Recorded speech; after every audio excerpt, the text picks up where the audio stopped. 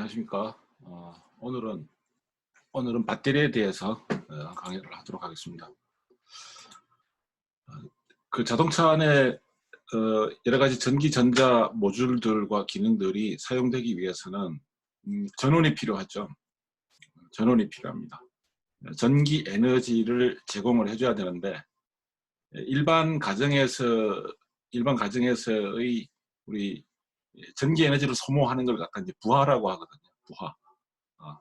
부하에 공급되는 일반 가정에서의 전기 에너지는 전선을 통해서, 전선로를 통해서 전기 에너지가 공급이 됩니다.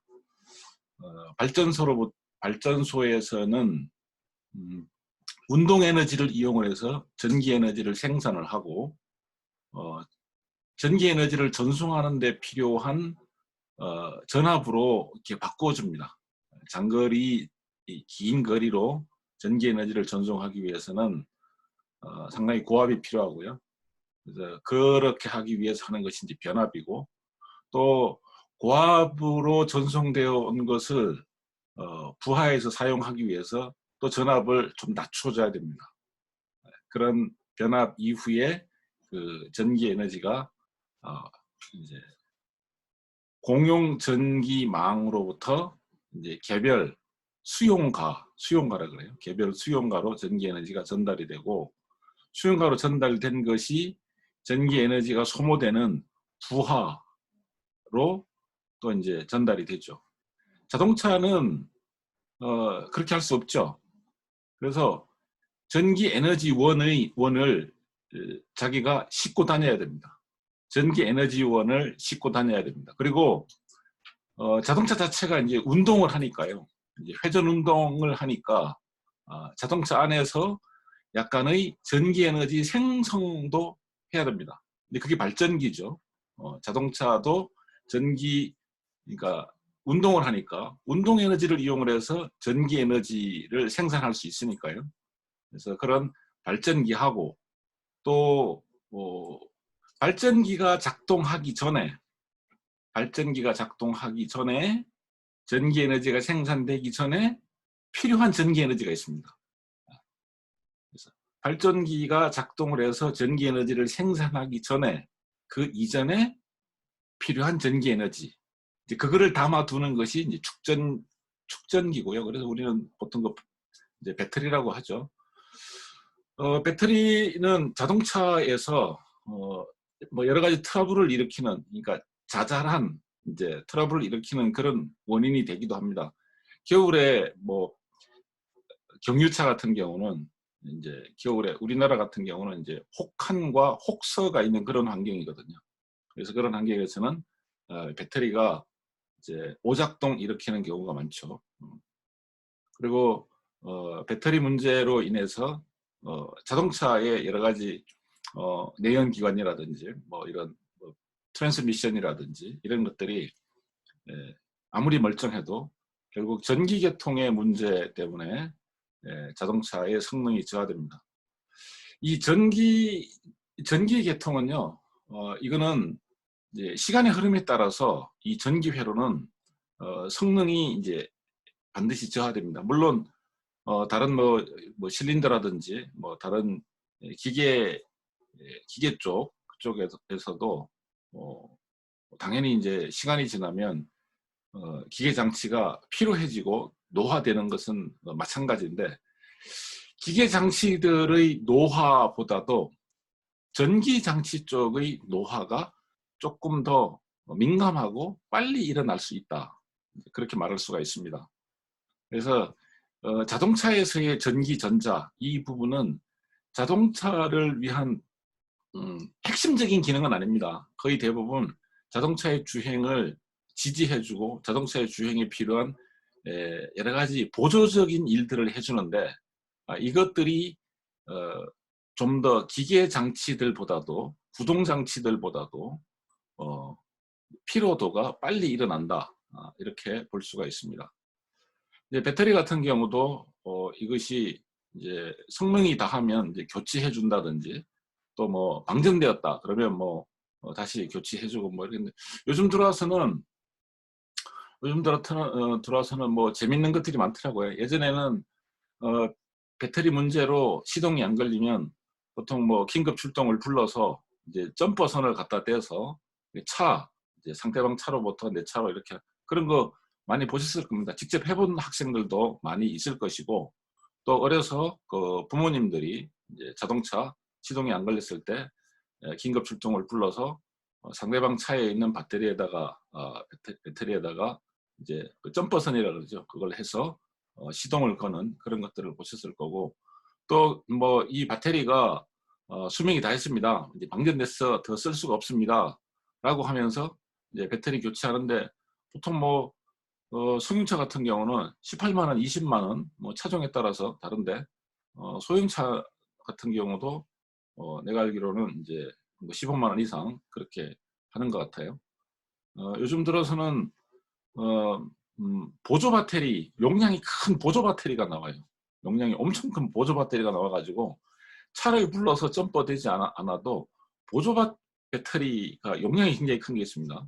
그래서 그 보조 배터리로부터 이제 점퍼를 연결해서 시동 그런 것도 나오고요.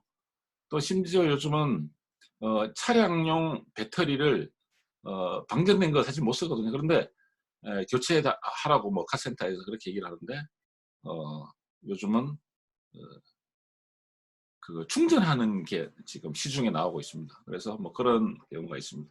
어쨌든 배터리는 그런 식으로 약간 빨리 다른 장치에 비해서 빨리 어 이제 피로가 발생하는 그런 제품이라고 할 수 있습니다. 자, 배터리는 어 발전기로부터 생산되는 전기 에너지, 발전기가 이렇게 작동하기 이전에 제로 상태에서 자동차가 어떤 전기 에너지를 필요로 할 때 사용하는 전기 에너지를 담고 있는 것이다. 이렇게 할 수 있습니다. 배터리 안에는 직렬로 연결된 여러 개의 볼타 전지로 구성되어 있고 또 출력 단자를 통해서 외부 회로에 일정한 직류 전압을 공급합니다. 우리 가정에서 쓰는 전기는 교류 전기입니다. 교류 전기고 배터리가 제공하는 모든 배터리들은 제공하는 전기가 직류 전기입니다. 직류 전기. 예. 이거는 교류 전기는 그 시간에 따라서 시간에 따른 그 영향이 있습니다. 그 사인파 곡선을 가지고 변하는데 직류는 그런 것이 없죠. 그래서 이러한 이제 전기의 이동이 가능하게 해주는 그 전압은 전지, 그 배터리 내부에 있는 화학 반응에 의해서 발생을 합니다. 그래서 전해액 속에 두 개의 전극이 잠겨 있고 전극과 전해액 사이의 화학 반응에 의해서 이온과 자유전자로 분리되면서 두 전극 사이에 전이차가 발생을 해서 직류 전기를 제공을 해준다. 이렇게 설명을 할 수가 있겠습니다.